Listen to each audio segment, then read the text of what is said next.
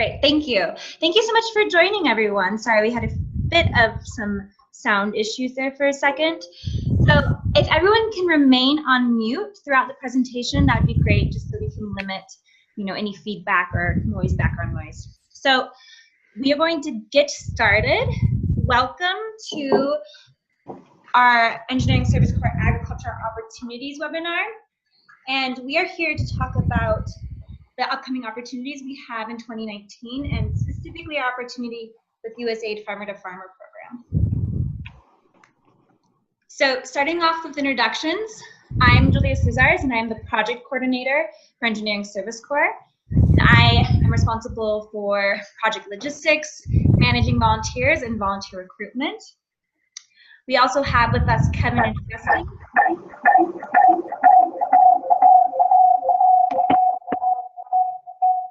who is the program manager for Engineering Service Corps, and he oversees our agriculture portfolio and is himself a 5-time Farmer-to-Farmer volunteer.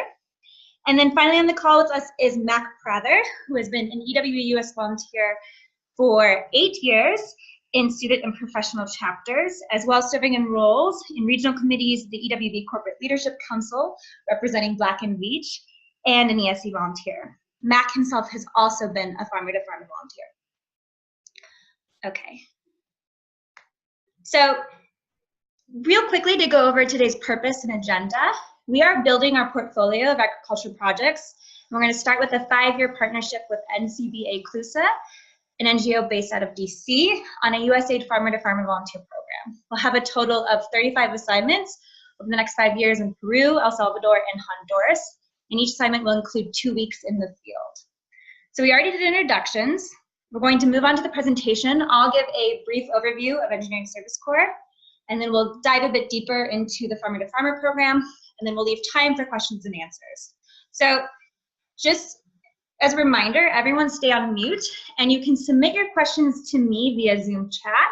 So you should see a bar on your, like a black bar where it says more, and you can click chat.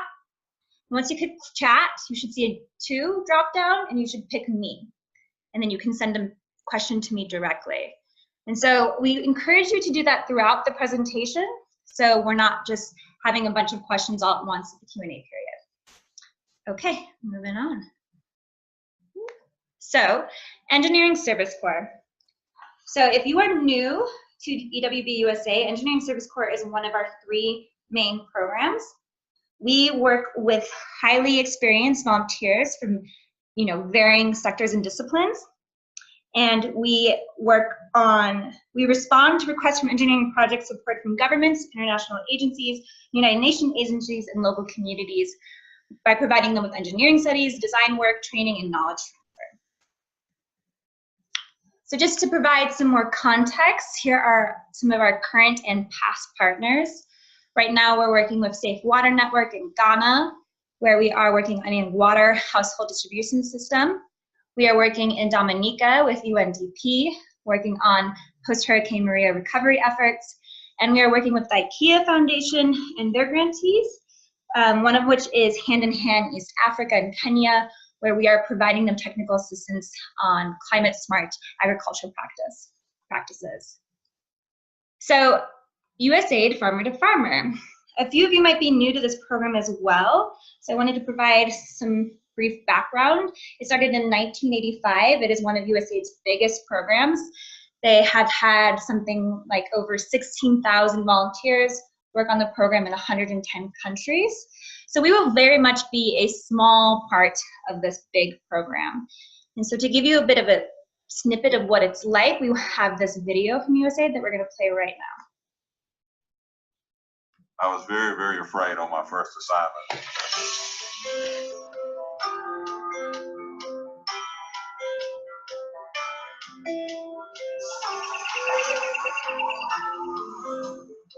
You're in a new culture, you're in a new country.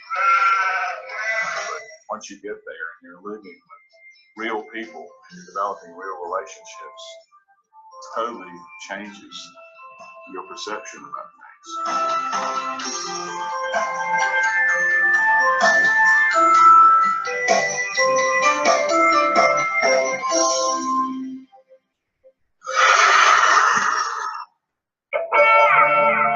upon arrival, I'm usually met with the driver. We're identified. We go through customs, and they have a sign, and then we are taken to the location where usually we spend the first night. Logistically, I've always felt very secure in the way that I'm approached or looked after when I get to and arrive at the country. You can sometimes stay with a host, sometimes stay in apartments, sometimes stay in hotels. Going to the office the next day, and then you're off to your assignment.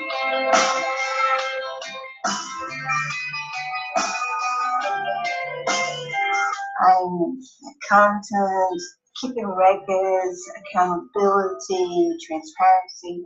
That's my thing. That's what my workshops were geared towards.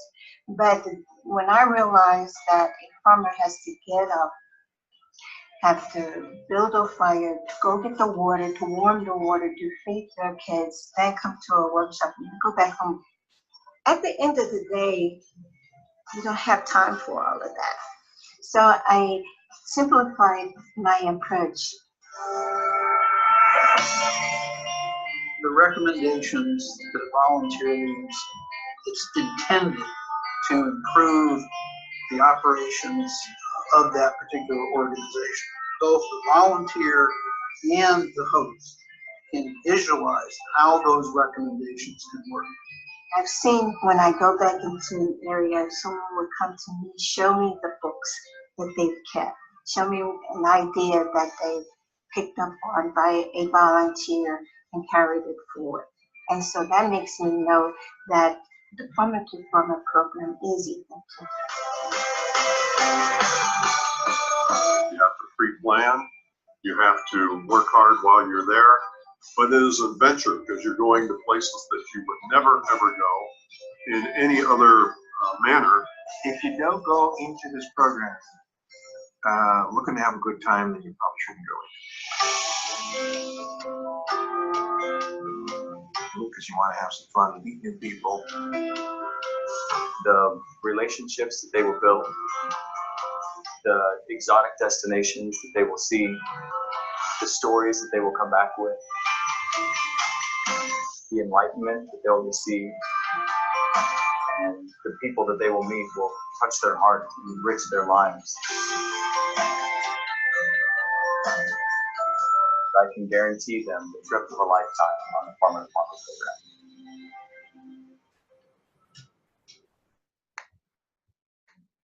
So now we're going to have Mac Prather give us some information on his experience with the FarmertoFarmer program. Yeah, thanks, Julia. The program that I volunteered on was the previous FarmertoFarmer program with Engineering Service Corps, and it was actually located in Kosovo. So a little bit different from the one we're talking about tonight, but in a lot of ways, the projects and the program were similar. So you can see just a couple pictures we put up here on the slide representing some of those projects that were part of this FarmertoFarmer program. There were dairy projects, we were working with fruit farmers, processing, all kinds of different farmers and all different areas of that agricultural supply chain. So that just gives you a little bit of context. For the project that I participated in, we were actually working with dairy farmers in the pretty rural area of Kosovo. And you can see there on the picture on the right, the gentleman on the left is a dairy farmer, and you're looking at his farm and his field. The gentleman on the right is a volunteer through Engineering Service Corps. He's a senior engineer. He has a lot of experience with dairy farms as well and sanitation. And I was able to support him and kind of help him with the project and assist. Basically, in short, what we were doing for that project was working on the quality of milk that these farmers were producing. It was believed that there was a water quality issue in the area, and the water quality was limiting the quality of milk that these people could sell. And we came into that and ended up meeting with a lot of farmers, doing a lot of tests, and determined that part of it was water, but part of it was just the practices of the farmers and the conditions there. So John, the volunteer, was able to work with those people closely. And what I really wanted to focus on was our experience as volunteers. So this is different. If you're familiar with Engineers Without Borders, if you're familiar with the Engineering Service Corps, these experiences are a little bit different. And we've already kind of touched on a couple of ways they differ. In terms of time frame, we hit on the fact that these are usually in the 2-week range or 3-week range. My project was 3 weeks, and I was embedded in an office in Kosovo. There was the USA Tetra Tech office, so we had all the amenities there that we would need to do office work with a full-time staff that was working on all of these programs full-time. We were just working on this one little piece. So we would go out into the field and have an escort. We'd do some interviews of the farmers and gather all this information and put that together. We ended up working with not only farmers, but we worked with the Dairy Association. We worked with some of the quality control labs, and we even were able to meet with the Ministry of Agriculture and the university in Pristina and get their sense of the program and the project and put together some recommendations for each of those parties. So it differed in the fact that we were really working in an office with people that lived in Kosovo. These were people that were working there full time. This was their job and their life. And we were just a part of this project and part of the support for them. And so we really had to adapt to the way they did business. And in many ways, it's the same as working in an office in the US, but you know, culturally and a lot of the practices are just a little different. And so we learned how to work with these people. We learned that they were pretty relationship oriented, where maybe we wanted to sit back and get a report done or plan out a meeting. The folks in that office were always ready to go and get people on the phone. And so we kind of were able to learn from each other and bring those together.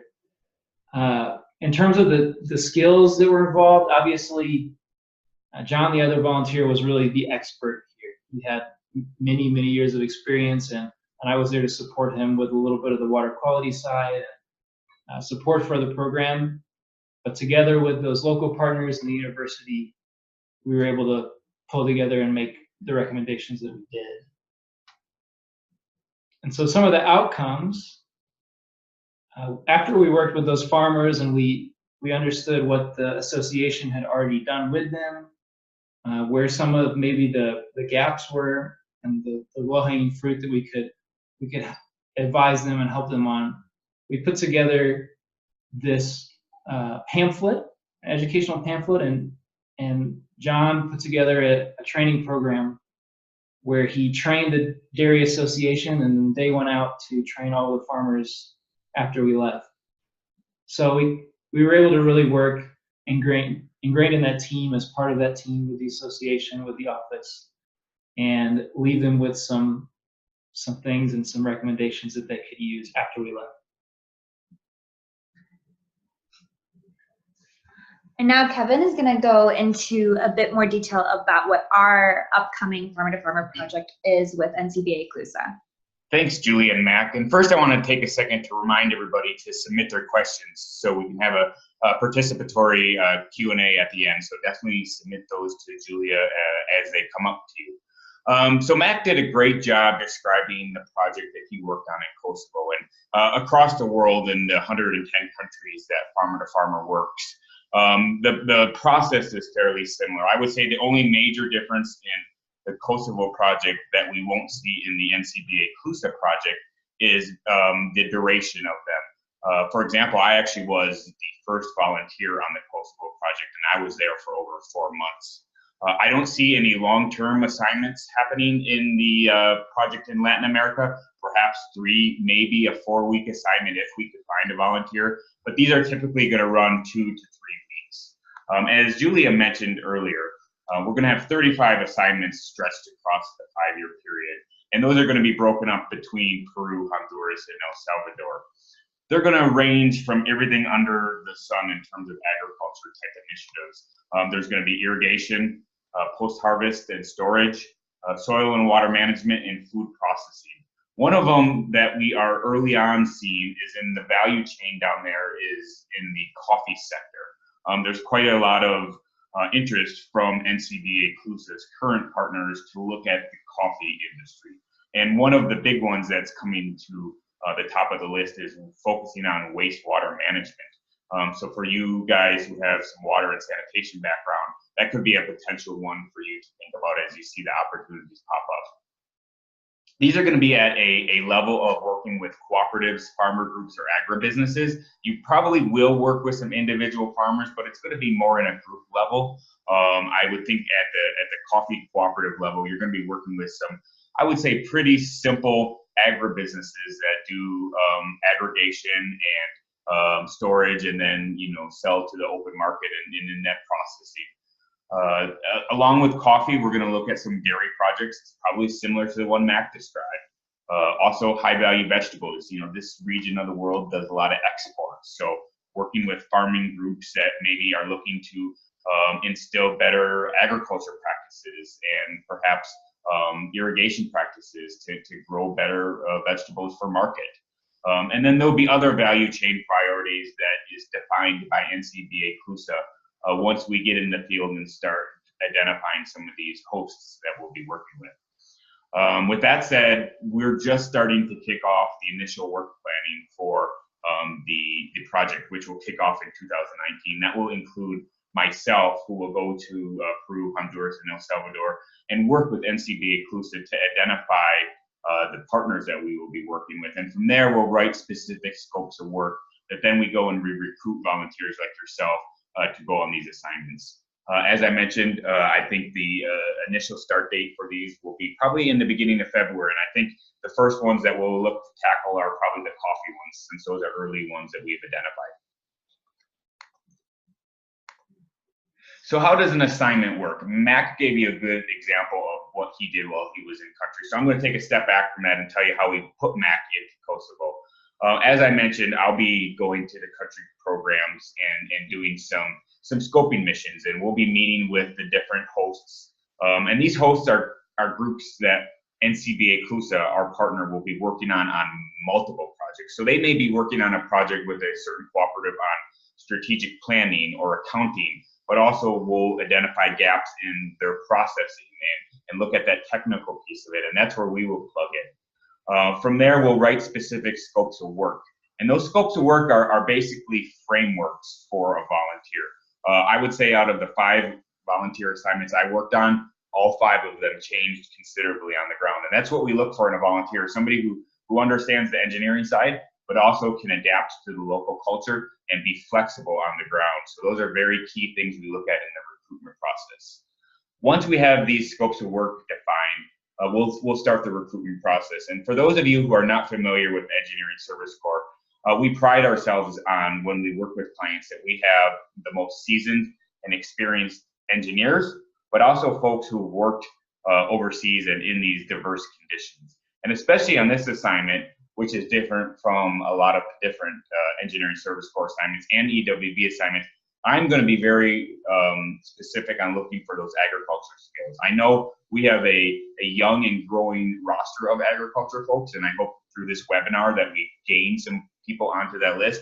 And so I know we're not always going to find the exact fit of somebody who may have a background in post-harvest storage for maize, but we may be able to find somebody at least who's worked in that agriculture sector. And that's what I'm hoping to gain with these type of webinars, is that we're going to grow, because not just this Farmer to Farmer program, but we're going to be implementing several more agriculture projects like this in the near future.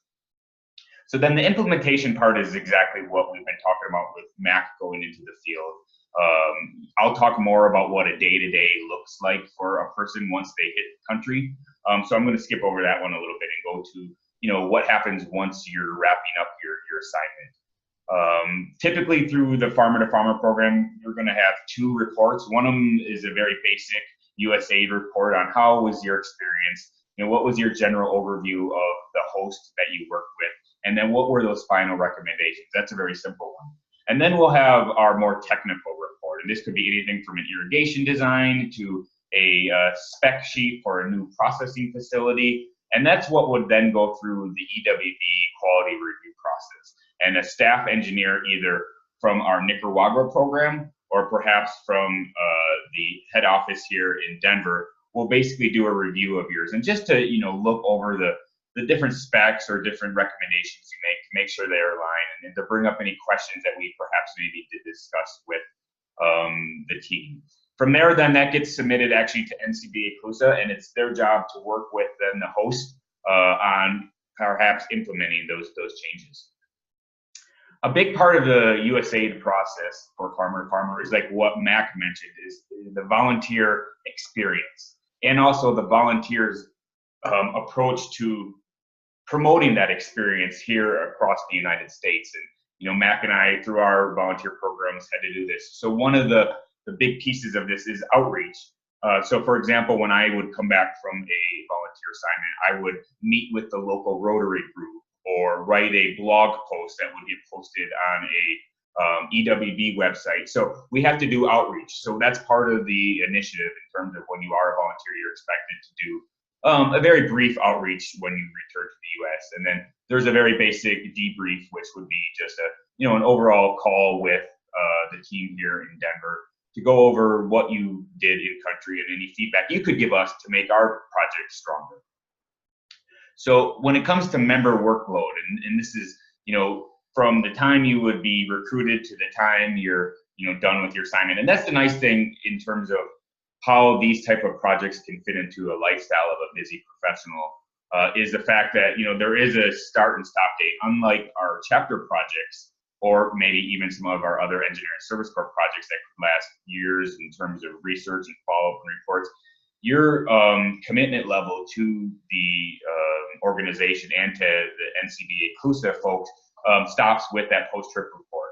Similar to what happened in Kosovo, I really expect our volunteers to engage after that. I just know that's the dedication level of the folks we have. So that's an opportunity that you can take upon yourself in terms of how you would want to follow through with these hosts and different organizations that you make relationships with when you're in country. So, the pre-trip planning is very minimal. I would expect you to do a little research on perhaps the geography and growing conditions and perhaps the value chain product that you'll be working in, and then do a little research perhaps on what you perhaps would look at an alternatives assessment if there is technologies or designs that you're looking to implement. The field work, depending on your duration of time, would be about 2 to 3 weeks. Once you're in country, those are basically professional hours. So you're going to be working probably, I wouldn't say 8 to 5. Typically, I would say it's usually more like 9 to 3, 9 to 4 during the week. I'd have to get back to you in terms of what the cultural aspects are in these places, but there is a chance you would work a Saturday. Typically, you would at least use your Saturdays to catch up on your field notes or do any correspondence that you need to do to prepare yourself for the following week. And then after that, you would have a 1 day at the tail end of your assignment wrap up probably with the NCBA CLUSA folks. So NCBA CLUSA will actually have field offices with program staff to support you in each of these countries. So there will not be any EWB staff along the way. And we'll talk about that a little bit as we look at the day in the life of a volunteer. And then in terms of what happens when you get back into country, again, there's some post-trip reporting and outreach. And, I think that 20 to 25 is pretty generous. I think it would be more like 10 to 15 hours, if not even less than that, in your reporting. Because a lot of times you have enough time in your evenings to continue on with that, reporting while you're in country. I always liked to leave the country with at least a draft report of my recommendations and anything I did, and then, finalize that when I got back home. And then the outreach, again, can be a 1 or 2 hour engagement. So expectations in the field and what it looks like to arrive and be on your field assignment and the wrap up. Like you saw in the video, you'll arrive in the capital because that's typically where the large NGOs and people have offices. You'll do a day brief, fill out some paperwork, understand the cultural aspects of perhaps the host a little bit more, exchange money, do all the logistics stuff before you get into the field assignment. You'll travel with an NCBA CLUSA driver to the host site, and you'll meet the host, and they'll do a whole introduction with you, and then they leave you. You're on your own. So that's the thing that we'll be looking at in terms of it is, you'll be pretty independent for those 2 to 3 weeks you're going to be in the field. You may have a homestay. I highly doubt we'll have a lot of homestays on this, but you're going to have your own secure room. It could be at a local hotel or a guest house. We'll actually be part of my assessment trip down there is we'll look at the different hotel and accommodation locations to assure that they meet our standards in terms of safety and security. You're going to work with that host each day. They'll probably arrange local transportation to pick you up and take you to their site, or if even they may have a little local office that they work out of. So you'll be working out of that kind of scenario. You'll probably spend half of the time on the farms, and it depends if it's an irrigation assignment or a post-harvest storage or processing assignment where you'll be actually doing your day-to-day activity. So again, like I mentioned earlier, we're really hitting home the point of you're going to be able to work independently and without direction, and be flexible to represent EWB and our project in terms of finalizing a professional type report. Again, after your assignment, we'll come back to the Capitol where the country office is and do a brief presentation to the NCBA CLUSA staff on what you had for recommendations, and you will discuss the draft report that you'll be putting together, and then from there you'll leave country, hopefully with a great experience and an energy to continue to promote this program to your fellow engineers. So what is provided and what is expected? This is where I really enjoy talking about the FarmertoFarmer program because of the way that it's organized, and especially for you folks who have been involved in our chapter, who've had to do fundraising and logistics and hotel bookings and looking for local drivers. You don't have to do any of that. It's really nice that this program covers all those. So as a volunteer, your airfare and lodging is covered under this program. You're given a per diem that covers meals and incidentals while you're in country. We will have a vetted health and safety plan for you, including the travel insurance, which is covered under your EWB membership. Local transportation, like I mentioned, so you'll get picked up at the airport. You'll be taken to the hotel. You don't have to arrange any of that. If there's nights and weekends that you do something, that will be on your own in terms of, if you want to do any sightseeing while you're in the area for that day or two that you may have off, that's what you're going to have to take care of yourself. The quality assurance review, like I mentioned, there's going to be a staff member that's assigned to this, to each assignment that will do a review and help you if you have any gaps in your reporting. Basic supplies, and this is something I just want to mention a little bit closer in terms of what that means to be basic supplies. Part of the USAID FarmertoFarmer program is very clear that it doesn't cover any type of funding of equipment, infrastructure, or major supplies. So let's say you design a sophisticated irrigation system for a 500-meter farm. There's no part of this funding that's actually going to pay for that 500 square meter irrigation system, or that pumping mechanism, or a new processing machine for the facility. Unfortunately, that's not covered, but what we can do is we provide guidance, and NCBA CLUSA does this as well, is in terms of our design or our recommendations. There are also a lot of avenues for these organizations then to look for local funding or look for microloans. So we're basically providing the designs and the bill of materials or the recommendations of what they have to go then do to find funding to perhaps implement those changes into their farming practices. What are a volunteer's responsibilities? These are pretty much what we've covered throughout the presentations. The pre-assignment preparation, I would really encourage anyone who goes on these assignments to spend as much time as they can in terms of understanding the local agriculture practices, but also really understanding the local culture. That's something I really push home in terms of it. Our engineers on these projects are fully vetted professional engineers, but they're also expected to understand what it is to understand culturally appropriate design. And we can help you with different tools to get caught up on the different cultural aspects of each of the places you will be working in.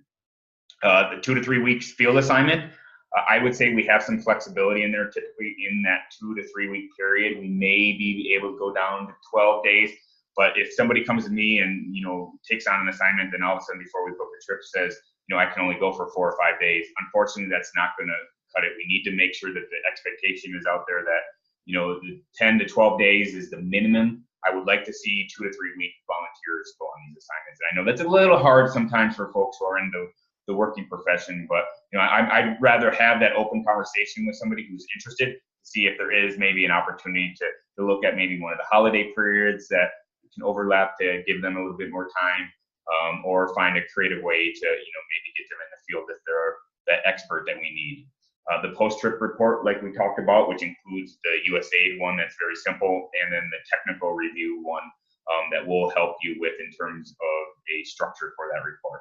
The 2 outreach events, like I said, could be a Rotary presentation. It could be a presentation to your, brown bag group at your office in terms of it. We just need a very basic documentation in terms of that. One of the nice things that we like to do too, since we have a very active social media here at EWB, is we would like to use these opportunities to promote blogs or use you on one of our Instagram sites or Facebook. That's what I did when I was a volunteer for our project in Kosovo. I posted a daily picture on the EWB Kosovo Instagram site, and that's one thing that EWB and USA really like, is to get that outreach through social media.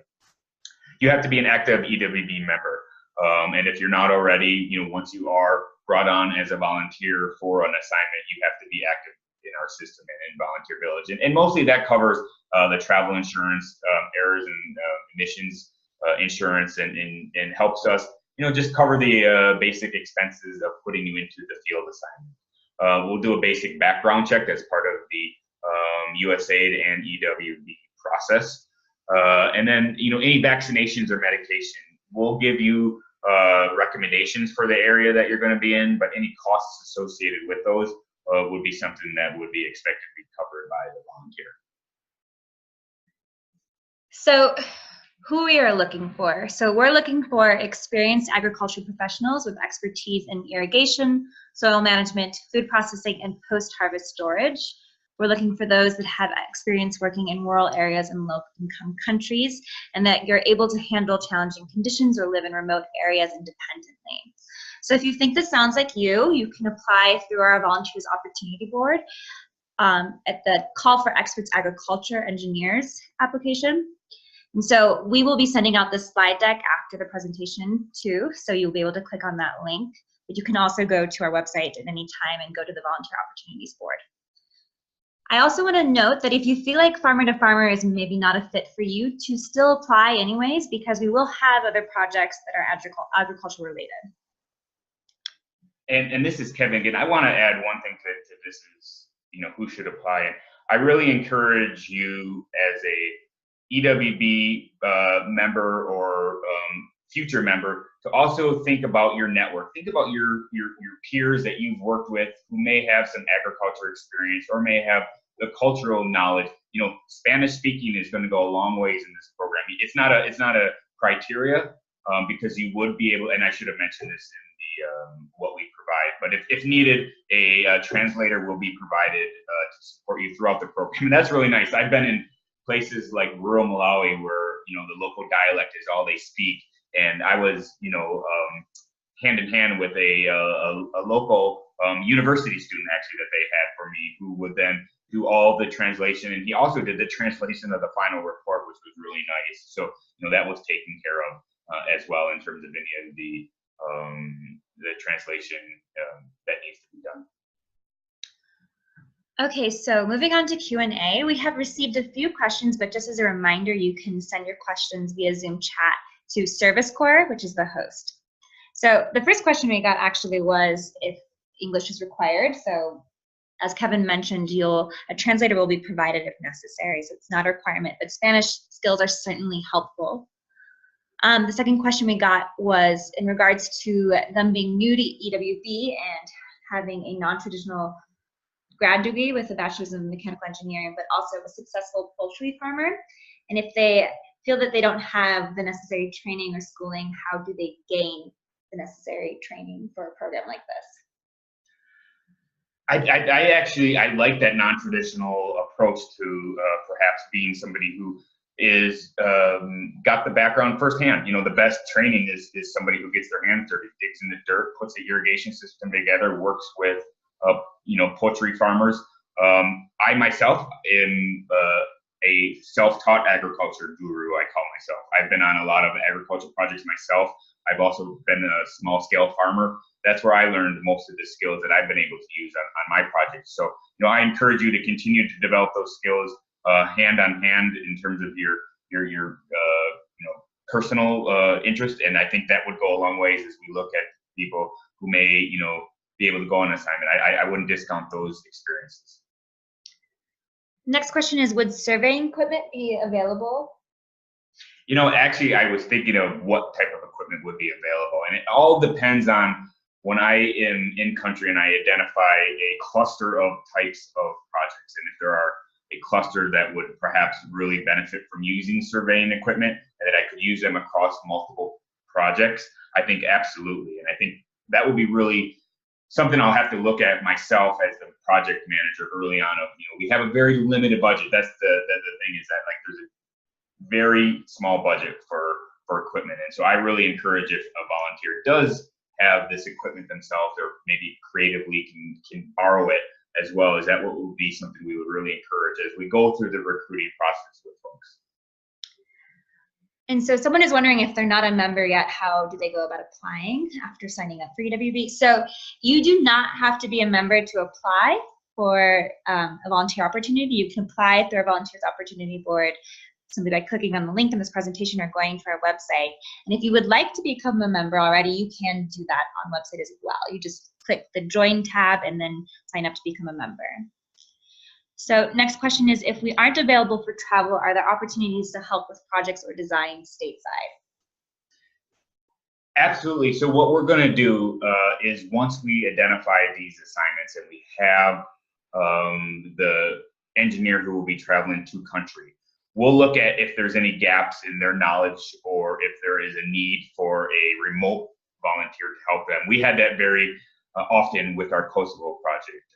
And I think it was a learning lesson for EWB, mostly because at that time we didn't have a huge roster of folks with agriculture experience. Our folks had water and sanitation experience. They had storage and HVAC experience, but perhaps they didn't know how to cool a table grape. So we would work then through our network to find folks who may be in the California growing region, who would then we could use as resources to help out with those folks that are in country. I think what we would have to do, though, is find those early on in terms of where those gaps are, because once you get in country, you are working for that 2-week period straight on. It's not going to be like we're going to have time to recruit and find somebody who may be able to fill that gap. So I'll work, and Julia as well, with the volunteers that are selected to go in country on what perhaps they may need for support while they're on the field assignment. So if anyone else wants to ask a question, this is your time. I'll give it a few more seconds to see if a question pops up, and if not, we'll move on. I actually have a question. I'm going to ask Mac a question. So Mac, in your experience in Kosovo through the Farmer-to-Farmer program, what were some major challenges you faced as a volunteer? I think the biggest challenges that we face in at least in our project, were kind of just the day-to-day execution, making sure that everybody was on the same page, making sure that we had enough time to accomplish what we needed to accomplish. And that was just a learning process of understanding the work style and the culture of the people that we were working with. So that, I think that was kind of the value of the project, was that exchange, but at the same time was a challenge. Technically, not a whole lot of challenges there. Just most of it was learning to work with people. Great.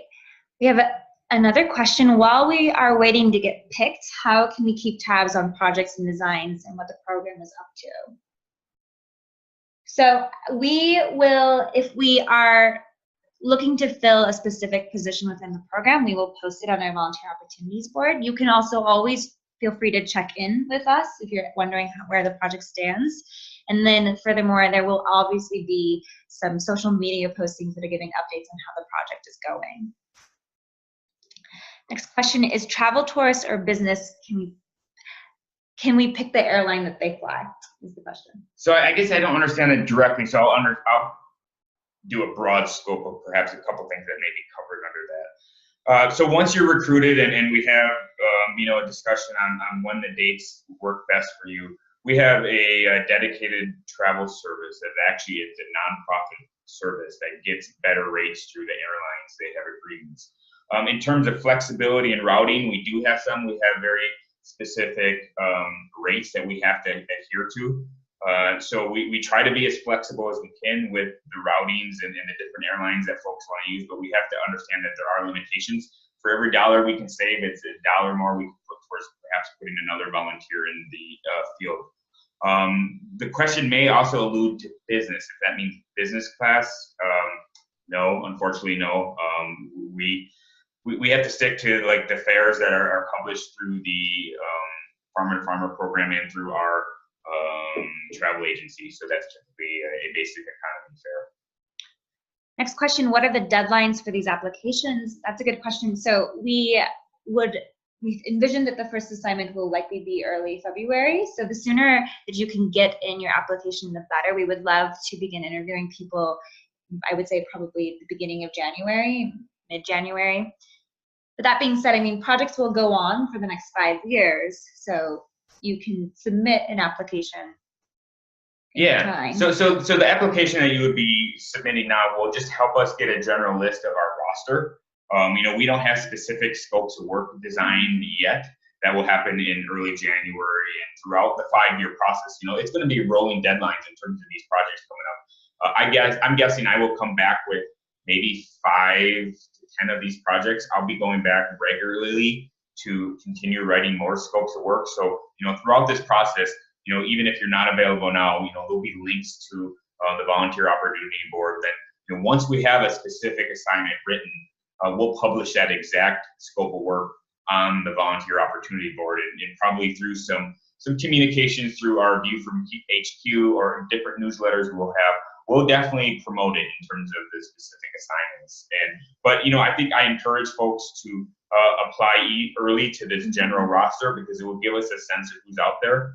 But also perhaps, through your process, just make it known what your availability is. If you're looking to perhaps go early on in the project and you're available right away, make note of that. If you're looking at maybe a year or two down the road, make sure that we know that as well so we can perhaps look at where that skill set of yours may fit into our project portfolio. Next question is, can we apply now even though we don't have 5 years of experience and maybe go later on in the project? Sure, I wouldn't use that 5 years of experience as a hard, time frame of you being able to be accepted as a volunteer here. I would encourage everybody to go on that general application. We'll look through them. Mm-hmm. We don't have a huge roster right now. I think just to let everybody know, we got about 32, 33 people on this call. So if we get 33 applications out of this, I'll be excited to look through your resume. Mm-hmm. So definitely, let us see what's out there. And then is there a link for making an application is on the EWB website? So yes, so the application is online. You just fill out the form and attach your resume and submit it. Next question, are there security measures planned? I've worked in Honduras and know it can be unsafe according to the region. The same would apply to El Salvador. Absolutely, both of those regions were scrutinized pretty closely by Engineering Service Corps in terms of us even being a sub on the proposal that went in. And NCBA CLUSA, who's a major implementer of USAID programs all around the world, they have a very strict protocol they have to find and figure out. They actually have a professional firm that goes out there and assesses the whole entire health, safety, and security of what it means to work in country. And they'll have protocol in place in terms of measurements of evacuation plans and emergency contacts. So I wouldn't worry about that at all. One thing just to make note of, I'll find this out myself when I go there, because I've been to both of those areas as well. I'm assuming when you're in the capital, you will be escorted back and forth to a pretty nice hotel that will have nice accommodations and meal services. And it will probably be very strongly suggested, because you only be there overnight probably as well, is to probably not wander around the Capitol and to stay in your hotel at that point. But that will be all laid out for you. I mean, it will be, you know, pretty clear in terms of what you should do as a volunteer and what you shouldn't do while in the country. Okay, so we are going to wrap up the Q&A and move on. Well, actually, let me do one more thing, Julia, because I know myself, and I'm not a savvy person on computers, so perhaps there are some people who may not understand how to use the group chat. So why don't we mute all and just give anybody who wasn't able to submit a question through the chat function to perhaps just you know, verbally ask a question. Yeah, so if you want to verbally ask a question, simply unmute yourself and go ahead.